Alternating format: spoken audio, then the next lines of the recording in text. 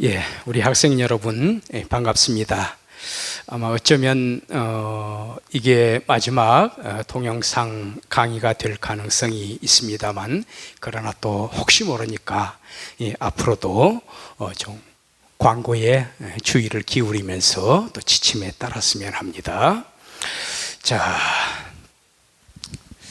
지난번에 이어서 23쪽 한번 펴보시기 바랍니다. 23쪽 교환을 펼쳐 놓으시고 요 면이 나타나지요. 진화론과 이 창조론, 요 관점을 대조를 해보는데, 우리가 여기에서 꼭 염두에 둬야 될 게 뭐냐 하면은 인간의 존엄성, 우리 지금 삶과 죽음 아닙니까? 그런데 삶과 죽음 사이, 그리고 삶과 죽음 사이에 그 인생의 삶 있잖아요, 라이프. 그래서 우리 인간의 얼마나 우리 인간이 중요한 존재인가, 이 점에 특별히 염두를 둬야 되기 때문에 인권 같은 데 대해서도 좀 깊은 좀 주목을 하려고 합니다. 자, 여기에서 보면은 다윈의 진화론에 대해서 먼저 한번 살펴보지요. 이 생물은 다윈의 여기 인류의 혈통이라고 하는 책인데 1871년에 발표된 책이라고 합니다. 여기에 이런 내용이 나와 있습니다. 생물은 필요 이상으로 자손을 낳는다. 그래서 굉장히 많은 자손이 있다. 호랑이가 예를 들어서 100만 마리가 좁은 땅덩어리 안에 100만 마리가 있고, 사자가 100만 마리, 또 고릴라가 100만 마리, 또 낙타가 100만 마리, 악어가 100만 마리, 이렇게 수많은 종이 섞여서 산다고 해봅시다. 그러면 살 수가 없지요. 그 제한된 공간에 또 먹이도 제한이 있습니다. 또 살 수 있는 환경을 이상적으로 만들어 가기 위해서는 여기에 사자는 몇 마리 정도면 좋겠다, 호랑이는 몇 마리 정도면 좋겠다, 악어는 몇 마리 정도면 좋겠다, 또 사람은 몇 사람 정도가 살면 이상적이겠다, 그런 어떤 수치가 나올 거 아닙니까? 이상적인 환경. 그런데 이처럼 생물은 그 환경에서 누구나 다 출생하면 출생하는 대로 다 살 수 있는 그런 여건이 마련되는 것이 아니라 오버 프로덕션입니다. 너무 많이 나타나. 그러면은 이들이 이상적인 환경에서 살아가기 위해서는 어떻게 해야 되느냐? 컴피티션, 경쟁을 한다라는 거예요. 다 살아남을 수가 없다. 호랑이 100만 마리, 사자 100만 마리, 고릴라 100만 마리, 모든 것이 다 잘 살 수는 없다. 그래서 이 중에서 얼마는 솎아내야 된다라는 겁니다. 그래서 경쟁 과정을 거친다. 그러면 여기에서 경쟁 과정은 어떻게 거치느냐? 3번을 보십시다. 환경에 보다 잘 적응하는 개체가 확률적으로 생존하게 된다. 적자 생존이죠. 적합한 자가 살아서 존재한다. 그래서 survival of the fittest, 가장 적합한 자가 survival 한다, 살아남는 생명체가 될 수가 있다. 그러면은 이렇게 환경에 잘 적응을 하기 위해서는 어떤 과정을 거쳐야 되느냐? 바로 진화라고 하는 겁니다. 진화적 변화의 원인. 그래서 여기 있는 말, 요거 한번 읽어볼게요. 모든 어린 생명은 다 생존하는 것이 아니며 늙어서 죽는 것도 아니다. 사자도요, 실제로 보니까 2년 이상 동안 생존하는 사자가 극히 드물다 그래요. 다 먹이사슬 계통에서 그 안에 들어가 있기 때문에 결국 사자도 그렇게 오래 살지 못하더라. 자연 도태의 원칙에 있어서 생존에 적합한 종은 생존 경쟁에서 살아남고, 부적합한 종은 멸종한다. 공룡 같은 경우 예를 들어서 그 자연 환경이 변화되는데 적응을 하지 못했기 때문에 다 멸종이 된 겁니다. 적합하지 않은 자는 살아남을 수가 없다. 그리고 지구가 처음 생성될 때 있었던 종이 현존하는 것은 극히 드물다.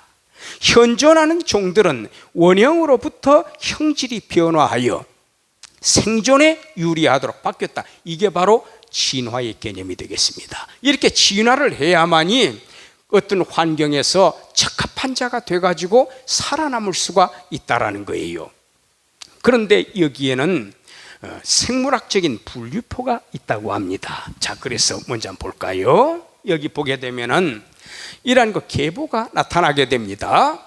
그래서 인간이 처음부터 여기에 인간이 있었던 게 아니에요. 인간은 쭉 진화의 과정을 거쳐서 생존 경쟁의 과정을 거치는 거죠. 오늘날에 인간이 있다. 여기에 영장류 계열에서도 여기에 오랑우탄 같은 경우에는 200만 년 전에서 1600만 년 전, 그리고 고릴라 같은 경우에는 600만 년 전에서 800만 년 전, 그리고 우리 인간의 경우에는 400 내지 600만 년 전, 그리고 이런 식으로 해서 침팬지, 보노보도 존재하게 된다. 그래서 이 중에서 최고의 영장류는 바로 우리 인간이라고 이렇게 평가를 합니다. 그런데 앞으로 또 환경이 바뀌어가지고 또 우리 인간이 살아남는 존재가 되기 위해서는 또 진화를 거듭해야 된다는 거예요. 그래서 앞으로 어떤 모양새의 인간이 출생할지, 또 지금 현재 우리 인간과는 전혀 다른 모습의 어떤 모양새로서 다른 종이 나타날 수도 있더라고 하는 겁니다. 자, 그러면 여기에서 우리가 질문을 좀 던져보십시다.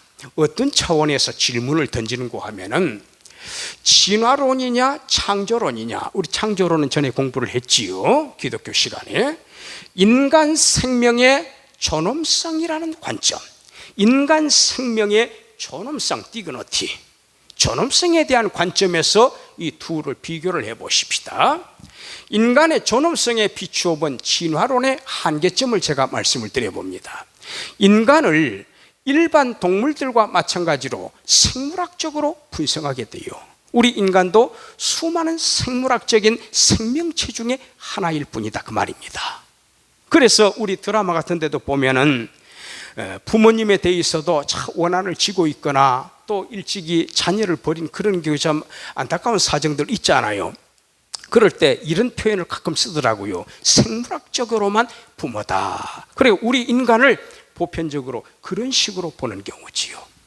그리고 둘째, 인간을 생물학적인 관점에서 보는 경우 생명의 존엄성을 논할 수가 없다. 왜냐하면 인간은 수많은 생명체들, 호랑이도 있고 사자도 있고 낙타도 있고 악어도 있고 그중에 사람도 있고 수많은 생명체들 가운데에서 단지 뛰어난 영장류 그 한 존재에 불과할 따름이다. 사자의 생명이나 호랑이의 생명이나 인간의 생명이나 똑같은 동급이 된다라는 거지요.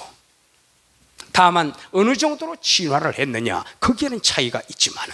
그 다음에 세 번째로, 인간의 철학이라든가 윤리 영역을 진화론 가지고는 설명을 할 수가 없습니다. 이성, 인격의 3요소가 지성, 감정, 의지입니다. 이것의 진화를 어떻게 논할 수가 있는가? 탄세포인 아메바, 지성을 논할 수 있습니까? 감정을 논할 수 있습니까? 의지를 논할 수가 있습니까? 예를 들어서 조선시대에 사헌부가 있습니다. 최고의 어른은 대사헌, 또 사간원이 있습니다. 최고의 어른은 대사관이 되겠습니다. 그런데 이 사람들이 하는 일이 뭐냐? 신하들이 예를 들어서 뇌물을 받아먹고 혜택을 줬다거나 벼슬을 팔았습니다. 그럴 경우에 전하, 이 사람이 이런 못된 짓을 했습니다, 뇌물을 받아먹었습니다 하면서 증자를 다 동원해가지고 고발을 하게 되겠죠. 탄핵이라고 합니다. 바로 이건 뭘 말하는 겁니까? 우리 인간은 윤리적인 존재라고 하는 거. 그 다음에 사간원에서는 무슨 일을 하는고 하면은, 아까는 같은 벼슬을 하는 수평적인 관계에서 누가 잘못했을 때 탄핵을 하는 거지만 사간원의 경우에는 수직적인 관계입니다. 그래서 임금이 실수하거나 실정을 하거나 잘못했을 때 전하, 그리하시면 안 됩니다. 이럴 경우에는요, 자기 목숨을 내걸고 임금이 잘못한 것을 진언을 하는 겁니다. 바로 이건 뭘 의미합니까? 우리 인간은 윤리적인 존재다. 호랑이 세계에서 이걸 발견할 수가 있습니까? 사자의 세계에서 발견할 수 있습니까? 악어의 세계에서 발견할 수가 있습니까? 그렇다면은 이 수많은 생명체들이 진화를 했다고 할 것 같으면 이 철학이라든가 윤리 영역은 어떻게 진화를 했느냐? 생물학적인 관점에서는 진화 설명이 가능하지만 윤리적인 영역, 철학적인 영역, 정신적인 영역 설명할 수가 없어요. 그러나 우리 인간은 철학이 있고 윤리가 있습니다. 고등한 존재입니다. 인간의 존엄성, 인간 생명의 존엄성을 논할 수가 있는 거지요. 그 다음에 더군다나 종교적인 영역에서는 더 논할 수가 없다. 왜냐하면 영혼 혹은 사후의 세계를 논할 수가 없기 때문이다. 호랑이에게 사후세계, 사자에게 사후세계, 악어에게 사후세계를 논합니까? 그러나 우리 인간의 경우에는 사후의 세계를 논합니다. 바로 종교성이 있는 존재지요. 이 종교심, 이거를 어떻게 진화론을 가지고 설명을 할 수가 있겠나? 한계점에 봉착을 하게 됩니다. 그 다음에 그러나 이 종교의 경우에는 어떻습니까? 힌두교에서는 아힘사, 전에 공부했지요. 살생과 폭력을 금지합니다. 그리고 모든 신으로부터 우리 인간 존재는 유출이 되었다. 인간만이 아니라 모든 생명체를 또 그렇게 보고 중시합니다. 그리고 불교는 신 앞에서의 만민평등 사상, 이슬람 쪽이 되겠습니다. 여기 불교하고 힌두교를 같이 이렇게 묶어주세요. 지금 잘못 이렇게 디스플레이가 됐습니다. 이슬람, 신 앞에서의 만민평등 사상, 그리고 부처, 카스트 부정했지요. 시타르타, 브라만, 크샤트리아, 바이샤, 달리트, 이거 부정을 했습니다. 모든 사람의 동등한 인권을 주장을 했지요. 그리고 유교에서는 어질 인자, 오를 의자, 예돌의자, 알지자, 믿을 신자, 인의 예지신, 그 다음에 정심, 수신제가 치국평천하, 마음을 바르게 하고 자기 몸을 닦고 가정을 잘 거느리고 나라를 잘 다스리고 온 천하가 그렇게 됨으로써 평안할 수가 있다라고 하는 거, 참 윤리 영역 아닙니까? 또 더군다나 기독교의 경우에는 우리 모든 인간은 하나님의 형상대로 지음을 받았다. 도덕적인 존재다. 고결한 존재다. 철학에서도 이데아론이 나오잖아요. 사후의 세계까지 플라톤이 논했지 않습니까? 그렇다면 결국 이러한 모든 내용들, 이거는 진화론을 가지고 설명을 하는 데는 한계가 있다. 불가능하다. 자, 그 다음에 성경에서는 이렇게 말합니다. 우리 기왕에 공부를 했기 때문에 성경하고 또 비교를 해보는 거예요. 하나님이 큰 물고기와 물에서 번성하여 움직이는 모든 생물을 그 종류대로, after their kind, 그들의 종류대로, 날개 있는 모든 새를 조류지요, 그 종류대로 창조하셨다. 이거는 5일째 창조가 되겠습니다. 일월화수 목요일이지요. 요거 금요일에는 또 어떻게 했느냐? 땅은 생물을 그 종류대로 내되 육축과 기는 것과 땅의 짐승을 종류대로 내라 하시고, 또 육축, 짐승을 그 종류대로, 육축을 그 종류대로, 땅에 기어다니는 파충류를 생각하시면 됩니다. 그 종류대로 만드셨다. 그래서 이제 기독교의 경우에는 이 진화론을 전면적으로 부정을 합니다. 그래서 본래 또 영혼, 아까 진화론에서는 설명이 안 되잖아요. 하나님의 형상 설명이 안 되잖아요. 기독교에서는 육체와 영혼을 부여하셨다.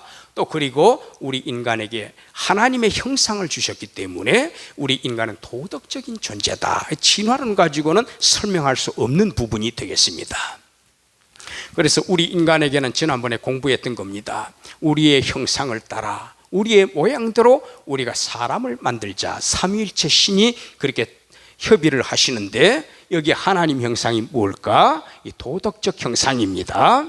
의, 진리, 거룩, 그리고 지식, 바로 이런 영역입니다. 그리고 우리 인간에게는 육체뿐만이 아니라 이런 영혼을 주셨기 때문에 영혼이라고 하는 그릇 안에다가 이 하나님의 형상을 담을 수가 있습니다. 그러나 짐승에게는 영혼이 없습니다. 그래서 진화론에서는 설명할 수 없는 부분을 기독교 신학에서는 바로 이 하나님의 형상 그리고 영혼의 개념 이걸 통해서 설명을 하는 거지요. 자, 그리고 시편 139편이라 하는 곳에 보면은 이 골리앗을 죽인 다윗이 쓴 시가 되겠습니다. 거기에 이렇게 기록되어 있어요. 주께서 내 오장육부를 지으시며 나의 모태에서 나를 조직하셨나이다. 어머니 태 속에다가 나를 조직을 하셨다. 내가 주께 감사하오면 나를 지으심이 신묘막지 신비하고 묘하고 헤아릴 수가 없습니다. 주의 행사 나를 어머니 그 자궁 안에다가 잘 지으시는 그 주의 행사가 참으로 신비합니다. 그걸 내 영혼이 잘 아나이다. 고백을 한다라는 거예요.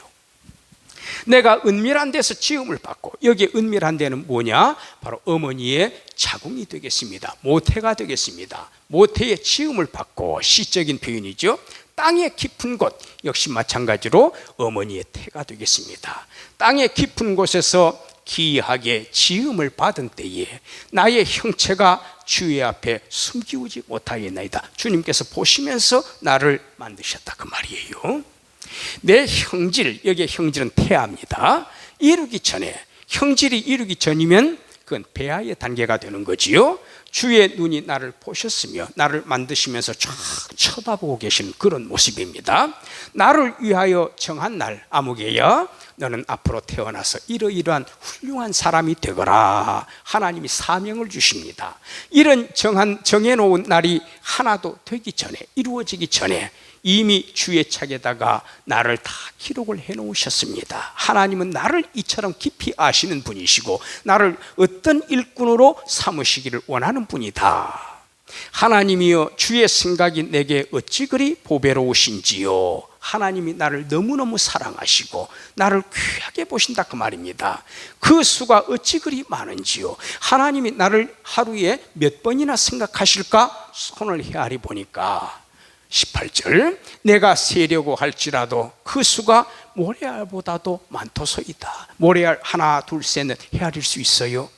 그래서 모래보다도 많도소이다. 내가 깨어날 때에도 오히려 주와 함께 있나이다. 내가 잠을 잘 때는요 무의식 상태지요.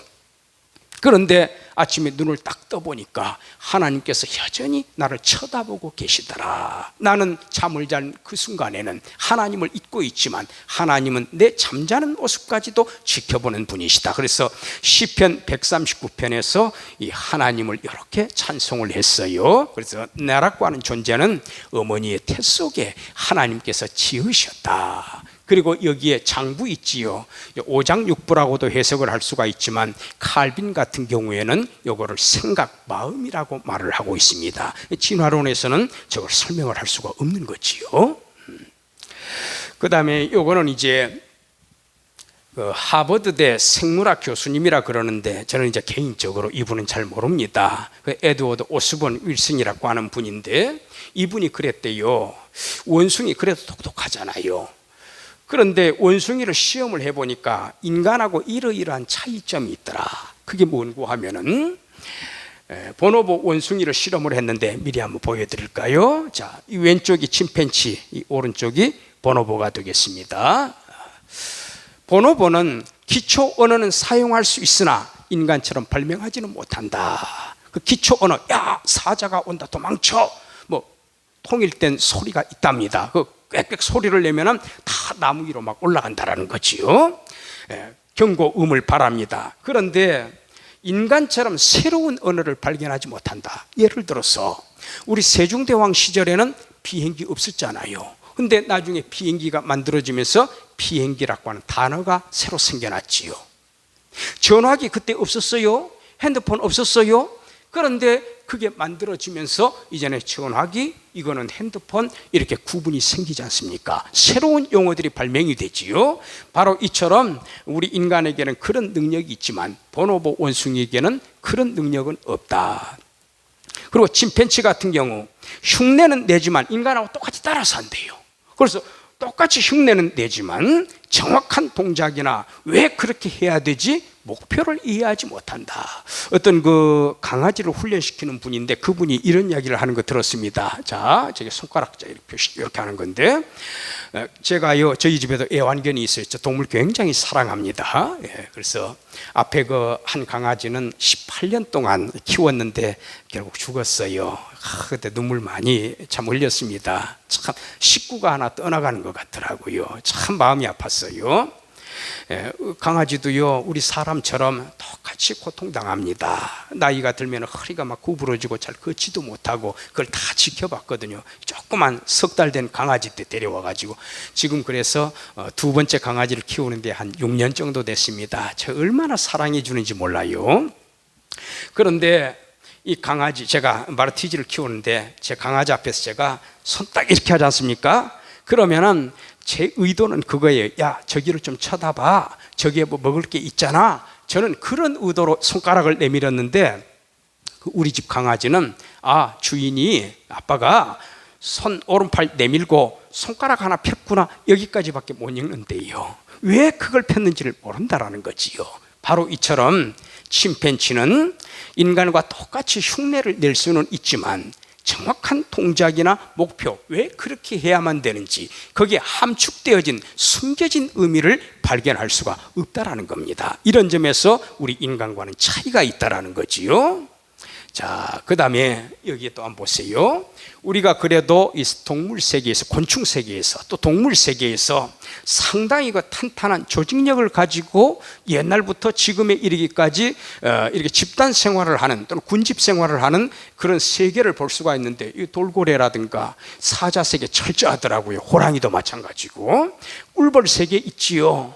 엄격합니다. 자기 집 안으로 안 들어가면은요 볼통이 한 200개가 되는데 수만 마리, 2만 5천 마리씩 볼통에 있습니다. 근데 자기 집을 안 찾아 들어가면 문지기가 기다리고 있다가 죽여버린대요. 얼마나 엄격합니까?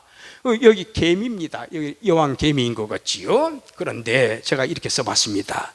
동물이 정치 체제를 바꾼 적이 있나요? 개혁을 한 적이 있나요? 헌법을 제정한 적이 있습니까? 그러나 우리 인간을 보십시오. 처음에 도시국가, 나중에 왕정국가. 그런데 왕이 독재를 하네? 견제해야 되겠어. 의원들을 선출하는 공화정이 실시되기도 하잖아요. 근데 공화정을 해보니까 왕권이 너무 약화가 되고 신하들이 왕의 권세를 뒤엎으려고 한다. 안 되겠구나. 다시 왕정으로 회귀하기도 합니다. 또 똑같이 잘 먹고 잘 살아보자 공산주의 했잖아요. 근데 실패하게 되니까 민주주의로 다시 또 회귀를 하지 않습니까? 이렇게 우리 인간은 그 상황에 따라서 온갖 노력을 해서 연구를 해서 이러한 다양한 정치 체제를 만들기도 하지만 꿀벌이나 사자나 돌고래나 개미의 세계는 5천년 전이나 3천년 전이나 지금이나 앞으로 1000년, 2000년 후나 똑같은 생활을 하게 됩니다. 왜 우리 인간은 이렇게 정치 체제를 바꾸고 개혁도 하고 헌법도 제정합니까? 왜 이 인간이 이런 일들이 가능하지요? 바로 앞부분에서 설명을 드린 바로 신의 형상이 되겠습니다. 하나님의 형상을 지닌 존재이기 때문에, 도덕적인 존재이기 때문에 그런 일들이 가능하다. 자, 그 다음에 이 부분을 한번 볼게요. 큐플러로스라고 하는 분인데 미국 버지니아 대학교 정신과 의사라고 합니다. 이분이 이렇게 말합니다. 우리 이번엔 죽음을 한번 살펴봅시다. 죽음을 처음에는 부정한대요. 예를 들어 젊어서 내가 갑자기 암에 걸렸다. 그러면 내가 왜 죽어야 돼? 나는 죽지 않아. 영원히 살 것처럼 자신감이 있다라는 거지요. 나는 죽지 않는데요. 청소년이요, 오토바이 타고 질주를 하지 않습니까? 자기 자신은 안 죽는 걸로 착각하는 그런 성향이 있답니다. 심리학계 통해서 이런 연구들이 나옵니다. 그런데 나중에 아니야, 또 죽어. 나중에 분노를 한대요. 내가 지금 나이가 몇인데, 내가 한참 일할 수 있는 사람인데 왜 내가 이런 꼴을 당해야 돼? 저도 이 분노를 경험했습니다. 하나님, 내가 22살밖에 안 먹었는데 왜 석 달밖에 못 살아야 돼요? 제가 암 말기에 걸렸거든요. 직장암. 그 하나님께 원망을 했어요. 분노를 했어요. 그런데 나중에는 하나님하고 타협합니다. 좀 살려주세요. 40대까지만 살려주세요. 나도 좀 이 땅에 태어나가지고 무슨 일을 하고 싶어요. 그 일만큼 하게 해주세요. 타협을 해요. 그런데 나중에 절망에 빠지죠. 아니, 너 석 달밖에 못 산대. 나중에는 절망을 하게 됩니다. 탄식을 하게 됩니다. 그러면서 서서히 그 죽음을 받아들이게, 그래, 나는 이 죽음을 극복할 수가 없는 존재로구나. 마지막에는 무덤으로 가잖아요. 근데 저 같은 경우에는 여기에서 타협 시점까지 갔었습니다. 그런데 저는 절망의 단계에 들어서지 않았습니다. 왜? 하나님께서 저를 살리셨기 때문이에요. 다 죽어가던 사람 살려가지고 지금까지 살아서 공부를 해가지고 여러분 앞에 교수로서 강의를 하고 있지 않습니까? 그러나 보편적으로 다 이것은 겪는 과정이다. 죽음은 독립적이다. 죽음은 반드시 있어요. 따로 존재를 해요. 죽음은 확실합니다. 찾아올 수도 있고 안 찾아올 수도 있는 것이 아니라 확실합니다. 죽음은 어렵습니다. 정의할 수가 없어요. 공자님 제자가 질문했다 그러죠. 공자님, 삶이라고 죽음이라고 하는 게 뭡니까? 그 정의를 좀 해주세요. 그러니까 공자님이 그랬대요. 이놈아, 내가 지금 살고 있는 삶 자체도 내가 깨닫지 못하고 이해를 못하는데 죽음을 어떻게 내가 설명을 할 수가 있느냐. 그 다음에 죽음은 말살할 수 없는 것입니다. 왜? 존재하기 때문에, 실질적으로 있기 때문에 누구나 부정할 수가 없고 반드시 저 길을 다 가야만 합니다.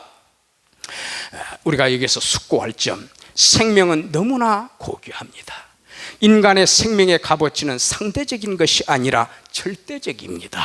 그리고 천부적입니다. 하늘로부터 부여를 받은 겁니다. 나, 그리고 우리 가족, 그리고 내 이웃이 얼마나 귀한 존재인가를 우리 마음속에 깊이 새겨야 되겠습니다. 자, 과제물 하나. 아까 그 큐블로로스 제가 설명을 드렸죠. 큐블로로스의 죽음의 단계를 제가 설명한 것처럼 풀어서 작성을 해보시기 바랍니다. 작성하기가 어려우면 다시 앞부분으로 테이프를 돌려가지고 한번 말이 되도록 문장력을 갖추어서 한번 작성을 해보시기 바랍니다. 우리 좀 이따 만납시다.